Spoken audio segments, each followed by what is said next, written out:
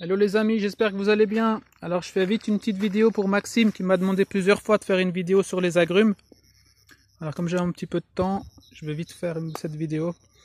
Alors ça c'est le citronnier que par rapport à la première vidéo, par rapport au lait de cendre. Donc j'avais tout coupé, c'est un citronnier assez problématique, enfin à l'époque, car il était toujours plein de pucerons, plein de fourmis. Bref, j'ai jamais vu un citron sur citronnier. Alors, il faut aller voir la première vidéo sur le lait de cendre. C'est des cendres mélangées avec un peu d'eau qu'on badigeonne autour du tronc. Mais bien sûr, quand il pleut, ça s'en va. Là, c'est parti un peu. Par contre, ce que j'ai fait cette année, c'est que j'ai planté des tomates et des oignons à la base. Donc là, c'est de l'oignon Saint-Jean, tomates, pour que les fourmis aillent ailleurs, parce que c'est le problème avec les agrumes, c'est principalement à cause des fourmis. Donc là on en voit une qui monte là, on la voit là, mais il n'y en a pas beaucoup, donc c'est gérable. Donc elles vont sur les petites pousses.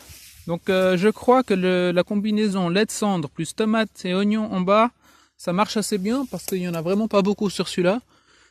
Par contre on va aller voir des autres qui sont là-bas vers les chèvres. Comme elles sont vers les chèvres, j'ai pas pu planter d'oignons et de tomates en bas, et elles arrivent quand même à monter sur le tronc, donc je vais vous montrer tout ça.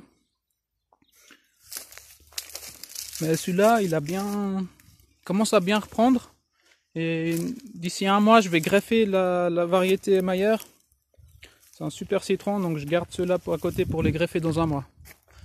J'essaierai de faire une autre vidéo. Donc, concernant les agrumes, ici, j'ai un citron caviar que j'avais fait aussi une vidéo. Donc là, le citron caviar était énorme, il y avait des branches qui partaient de partout. J'ai tout coupé, j'ai laissé juste en haut. Donc là, pour l'instant, ça va, il n'y a pas de fourmis. Donc on va voir dans quelques temps s'il va me faire des fruits. Donc là-bas au fond, j'ai encore deux orangers. Alors les deux orangers que je vais vous montrer maintenant, ceux-là là aussi, j'ai jamais vu d'orange. Donc les feuilles l'année passée étaient très jaunes. Donc j'ai commencé à donner du supplément de fer. On va voir cette année s'il s'améliore. Donc voilà, ils étaient tous les trois comme ça, très jaunes.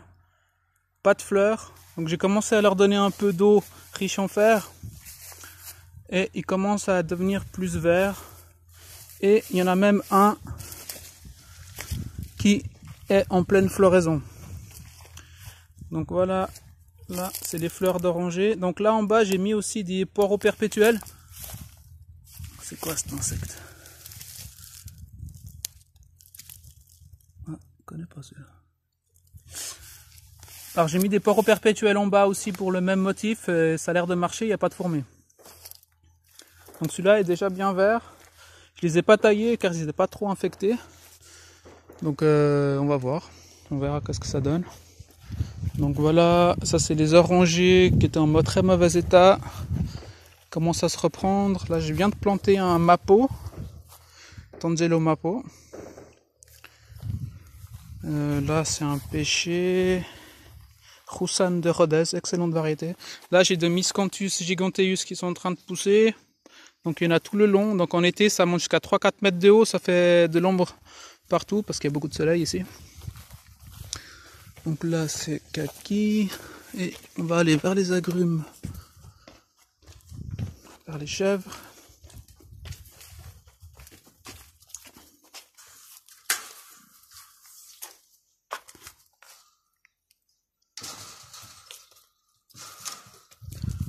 Voilà. Alors là j'ai un mandarinier qui est en pleine floraison.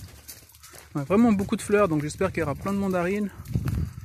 Voilà, j'ai mis aussi le lait de cendre, mais les fourmis arrivent quand même à se faire un petit chemin. Et elles arrivent à monter. Donc ici, une fois par mois, je prends le tuyau et je gicle, j'arrose partout pour faire tomber les pucerons, les fourmis. C'est le seul moyen que j'ai trouvé ici. Donc ceux-là que j'ai coupés comme le citronnier, c'est ceux-là. Alors comme là, il n'y a rien de poireaux perpétuels tomates. Je peux rien mettre sinon les chèvres elles vont tout manger. Alors là c'est... Là on voit déjà les fourmis qui travaillent quoi. Elles ont mis leur base à la base de l'arbre. Et on voit que c'est déjà bien plein de pucerons partout. Donc là il y a des repousses qui poussent un peu partout. Donc moi je les enlève celles-là. Les chèvres elles adorent ça. Ça leur fait un peu de protéines même si elles n'en ont pas forcément beaucoup besoin. Voilà.